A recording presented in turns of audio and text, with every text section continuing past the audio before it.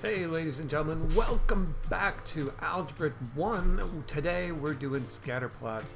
Oh my goodness, today is going to be one of my favorite lessons for the entire year. Unfortunately, we're not going to be able to do a lot of the live stuff that we normally do during this lesson, but that's alright, it's still going to be cool.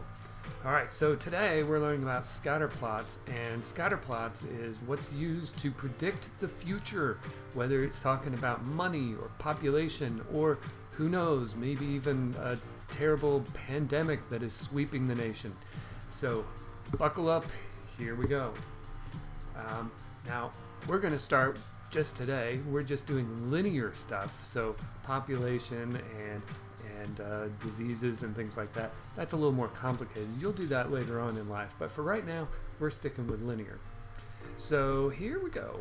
This one is called a best fit line. Now, a best fit line, you're probably wondering, what in the world is that? Well, a good best fit line just takes a line and it shoves it right through the middle of a graph.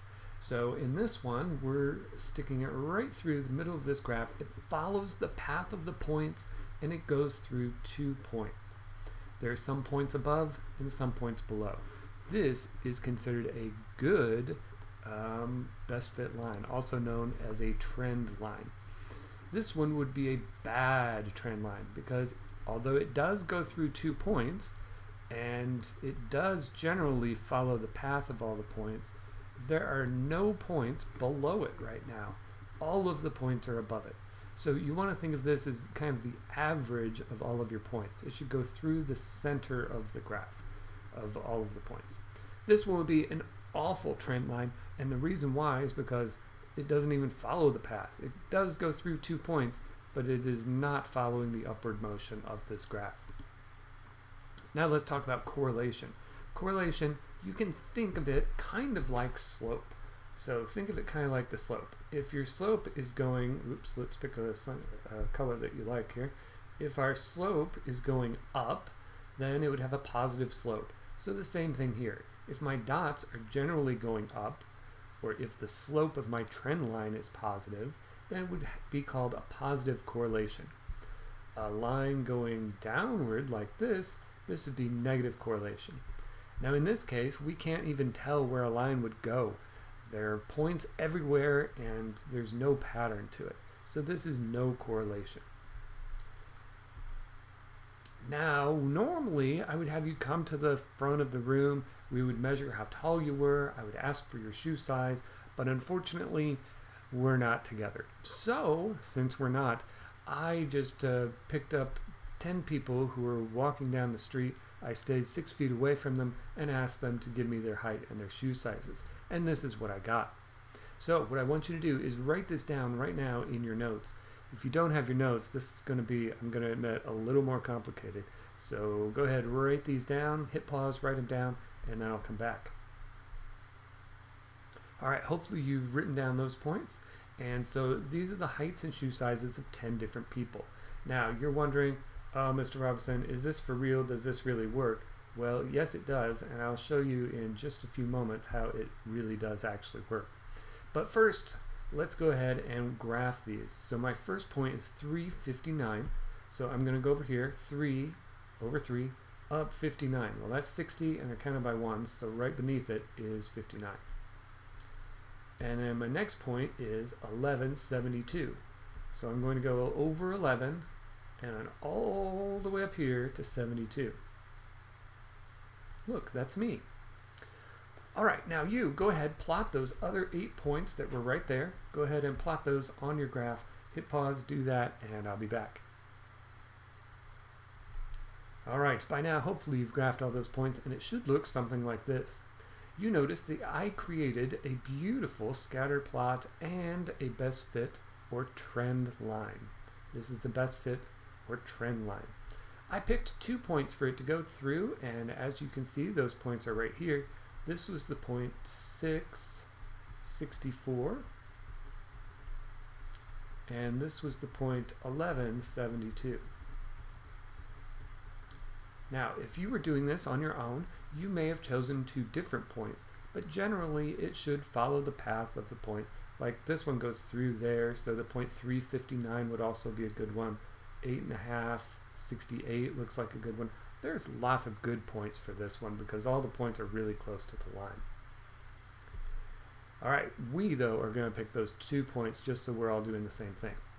All right, we've already plotted the points. We've already determined 2 points to create a best fit line. Now we need to find the slope and then write the equations.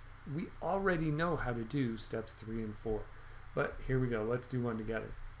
So those are the 2 points that I chose. I'm going to go ahead and write my minus signs with my fraction bar and find the slope. So you know 72 goes here and 64 because those are the y values. And then the number that went with 72 was 11, so 11 will go here. 6 went with 64, so 6 needs to go under the 64. Now I'm going to go straight across. This gives me 8, and this gives me 5. That's not a very pretty slope, is it? But that's okay. Now normally we want our slope to be a fraction because we're normally graphing and we're counting up and over, so that's most helpful. Today though, this is going to be a big word problem session, so we're going to take 8 and divide by 5 in the calculator. My calculator gave me 1.6, so I'm going to put equals 1.6 here. Now it's important to know what this means. So the 72 and the 64, if we go back, what did 72 and 64 mean? 72 and 64 were heights. So those were the heights of the people. And the other numbers were the shoe sizes. So these were heights and it was in inches. And these were shoe sizes. So it would be for every 8 inches that somebody grows, they would go up 5 shoe sizes. Or another way to say that is if you grow 1.6 inches, you will gain 1 shoe size. So 1.6 inches per shoe size. Remember, we did this stuff when we did slope originally, when we had all the word problems. All right, so now we know that our slope is 1.6. Now we have a slope. We also have points. If we have points and slope, what formula should we use?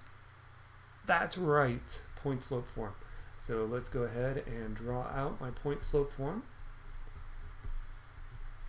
If you don't know point slope form, you should go back to our very first video from way back on April 6th. Okay, I'm going to let you choose. Which one do you want? The first one? That's a great choice because the numbers are smaller.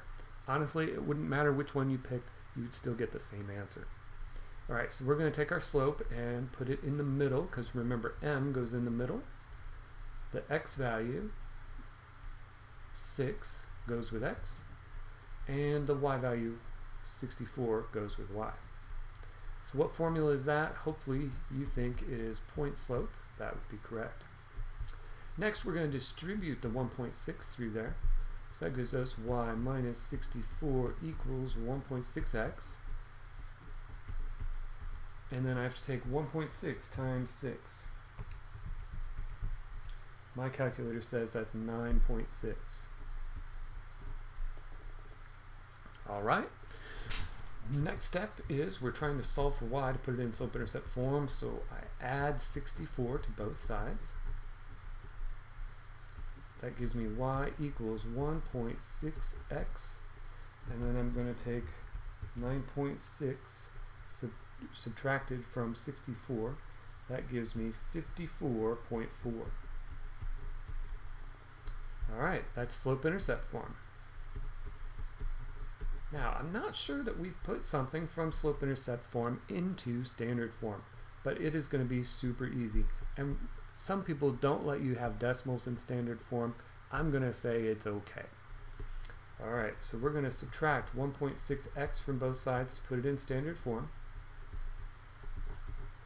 Just in case you ever have to put it in standard form, this is what you do. So after I subtract that, that gives me negative 1.6x. That's a positive y equals 54.4. So really the only thing you did to put it in standard form was you took whatever x was and you moved it to the other side, which changes its sign. And that's all. So there's our point slope, slope-intercept in standard form. Mostly we're going to use the slope-intercept form today. Alright, so this is the equation for our shoe sizes. Now again, you were probably wondering, Mr. Robinson, is this all totally made up? Well, no, actually, this does really work. These are the heights and shoe sizes of the past 3 years of students, and as you notice, they all do have a positive correlation because they're going uphill, and they match up pretty well. Once I draw those trend lines, and then I put them all onto one graph. I do these on separate graphs so that nobody can see.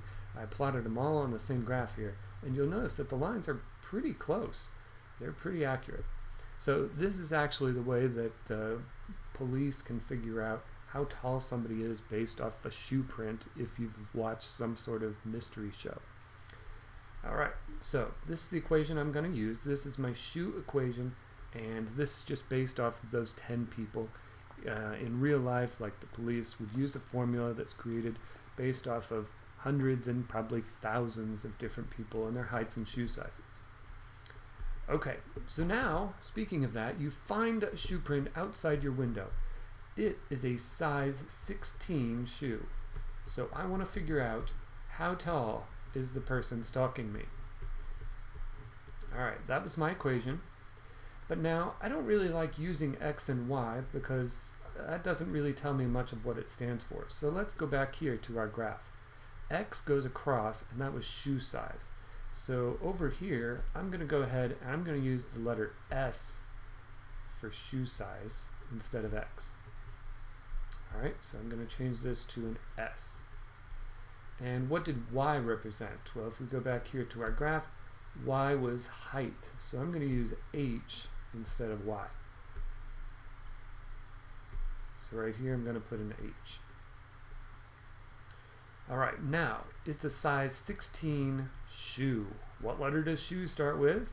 Hopefully you said S. So I'm going to take that 16 and put it there instead of the S. Make sure you're putting it in parentheses, just like we always do.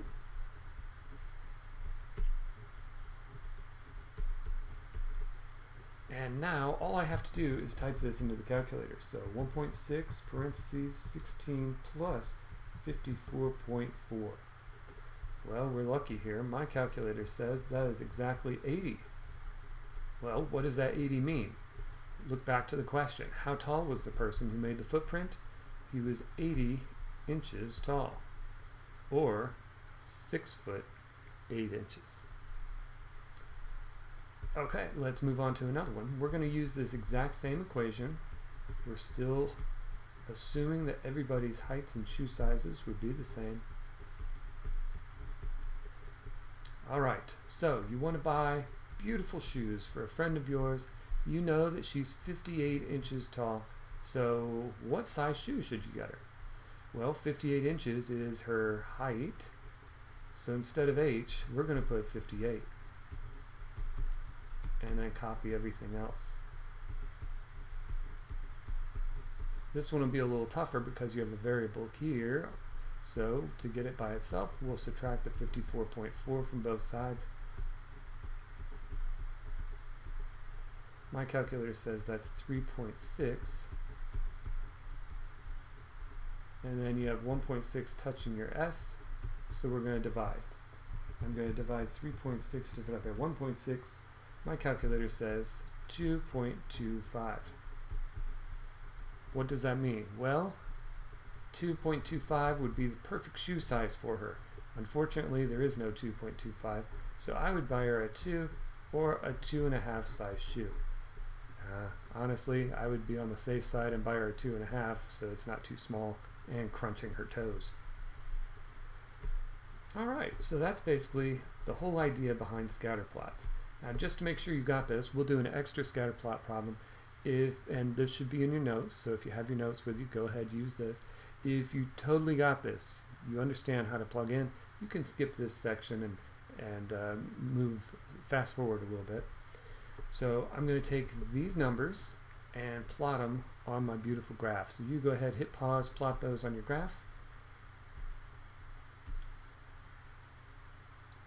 And look at that, you're all done. I drew a beautiful scatter plot and the best fit line. The points that I picked look like they're right here. That's 255, and this one was 14,109. So 255, 14,109. I better write that down because I will forget. 255, 14,109.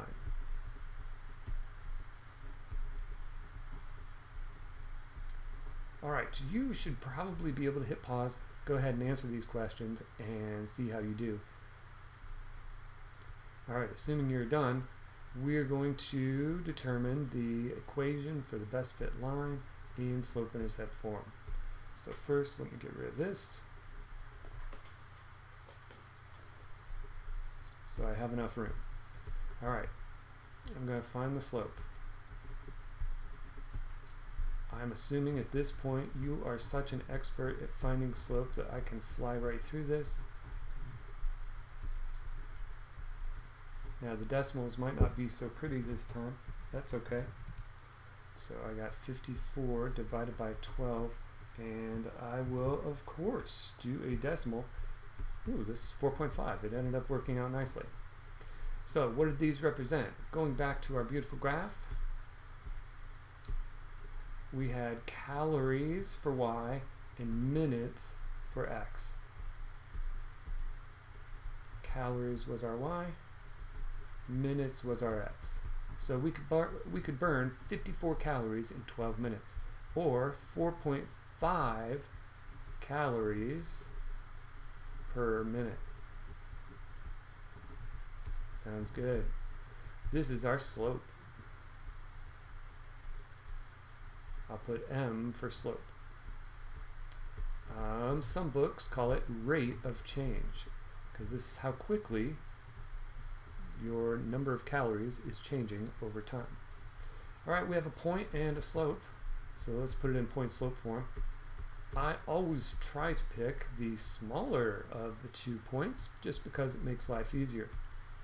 So I picked the smaller one. My Y goes with the Y, my X goes with the X, and my M goes in the middle. Oh, this is going to be beautiful.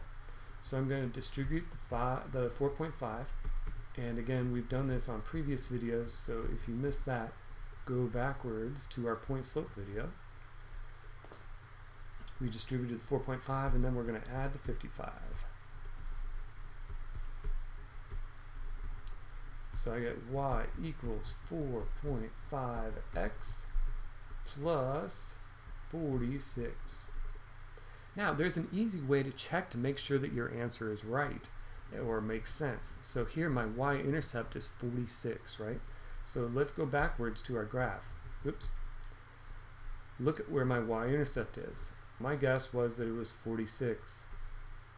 Perfect. It's right on the 46 there. So this is a good sign that I've done it correctly. If I had come up with 80 something or 10, I would know that answer is probably not correct. Great easy way to check the answer. Alright, now that I have that equation, 4.5x plus 46, I should write that down again.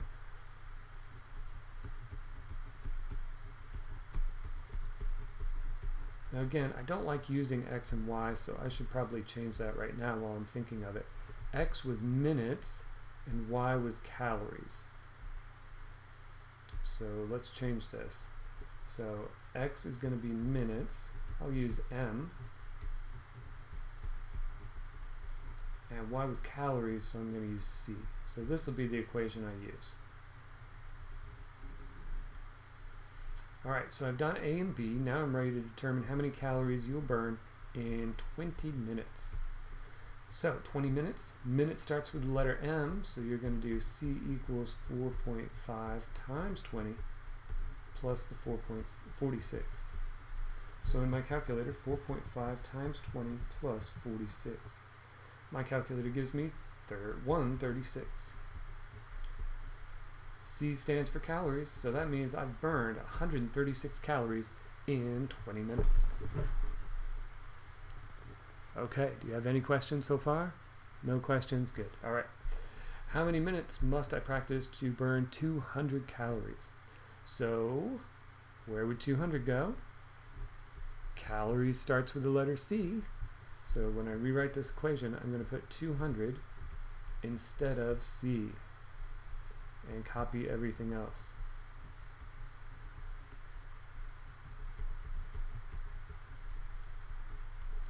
Then I solve for M. I'll do this part really quickly because I know that you've got this. Divide by the 4.5.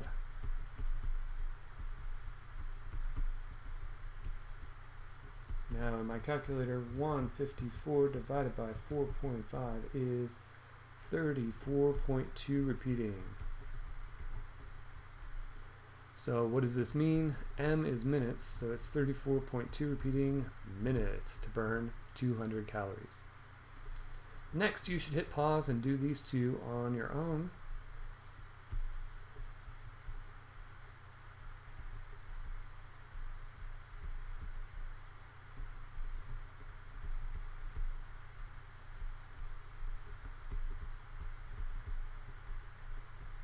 Alright, by now, hopefully you have done these and you are ready to join us again. So here, it's 60 minutes, so I'm going to put 60 in place of M for minutes, and I don't know C. This one says 500 calories. Calories starts with the letter C. Calories, C, yeah. And then M, I don't know. So here, I just type it into the calculator. Here we go, I've got 4.5 times 60 plus 46 gives me 316. So what does this mean? It's 316 calories, starts with C. Over here I have to actually solve an equation. I subtract 46 from both sides, that gives me 454. Divide by 4.5, of course. So I have 454 divided by 4.5. My calculator says 100.8 repeating.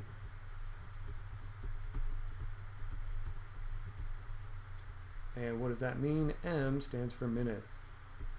So we'll take just over 100 minutes in order to burn 500 calories.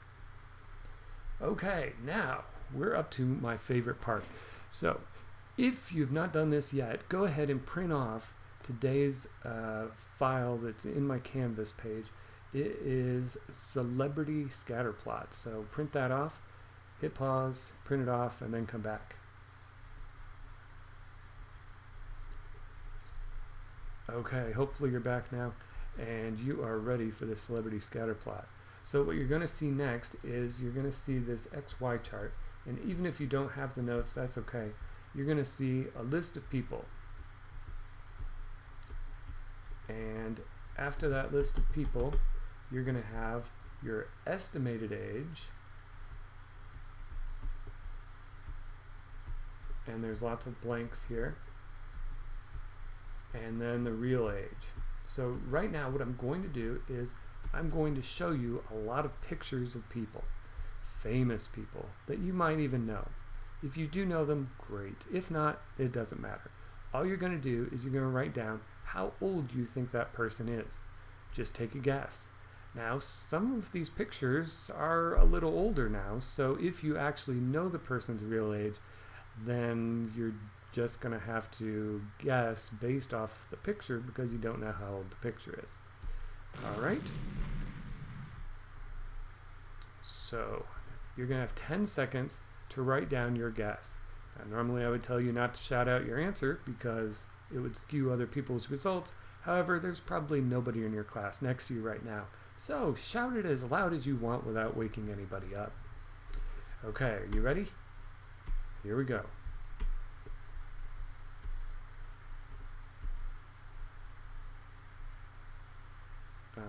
I thought, here we go.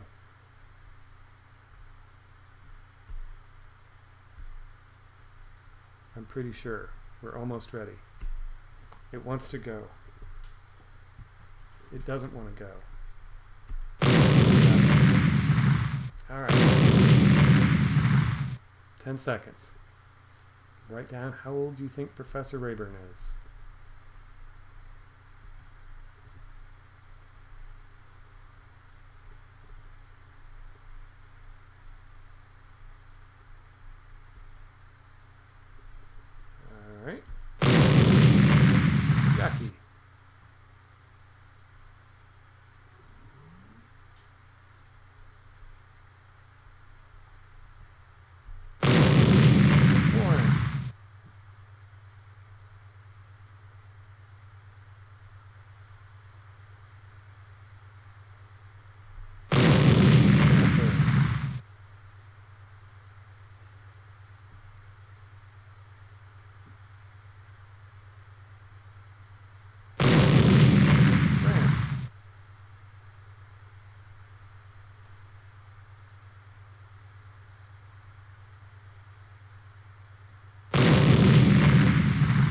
Lisa.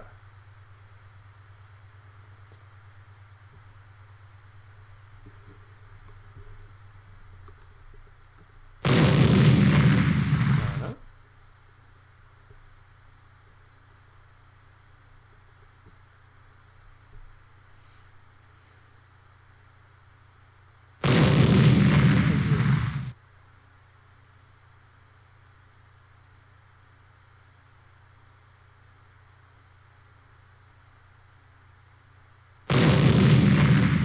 Wheels.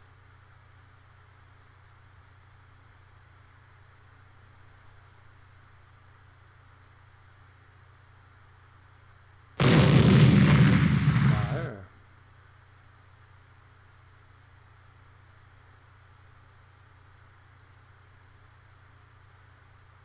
Ben O'Drill. How old is he?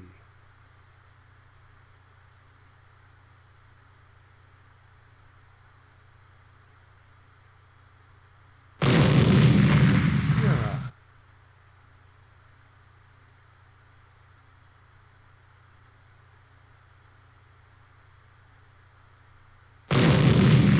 Abuela.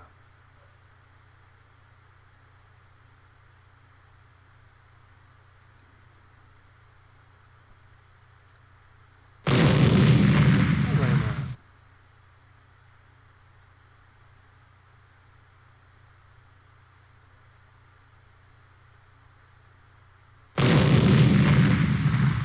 Wow, he is handsome. I don't know who that guy is, but he's awesome.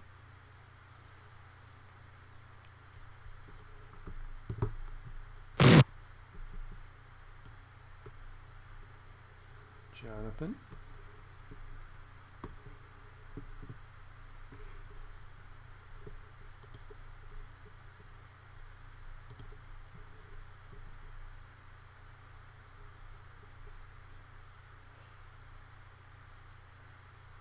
And finally, Animal should be next. There we go.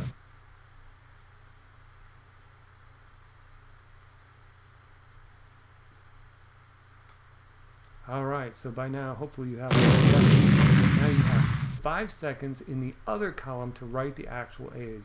Please do not change your guesstimated age answers. So 5 seconds for each person. Write down their real age. I'm going to give you the real age. You're going to write down what it is, all right? Here's the first one. 49.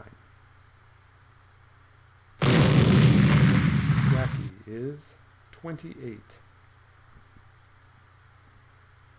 Warren is 61. Jennifer is 27. Gramps is 93. Lisa is 55.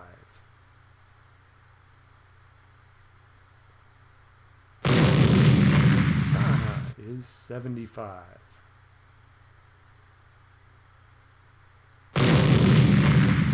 Andrew is 29 in this photo.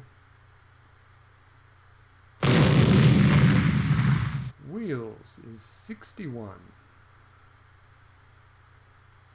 Lyre is 20. Algebra is 65.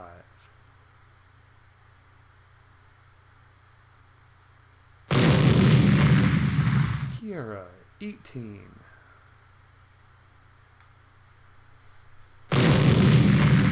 Abuela, 63. Elena, 10.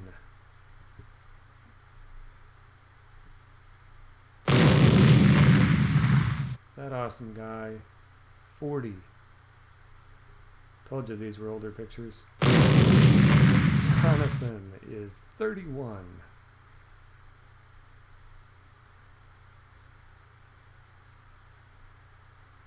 And Animal is 8.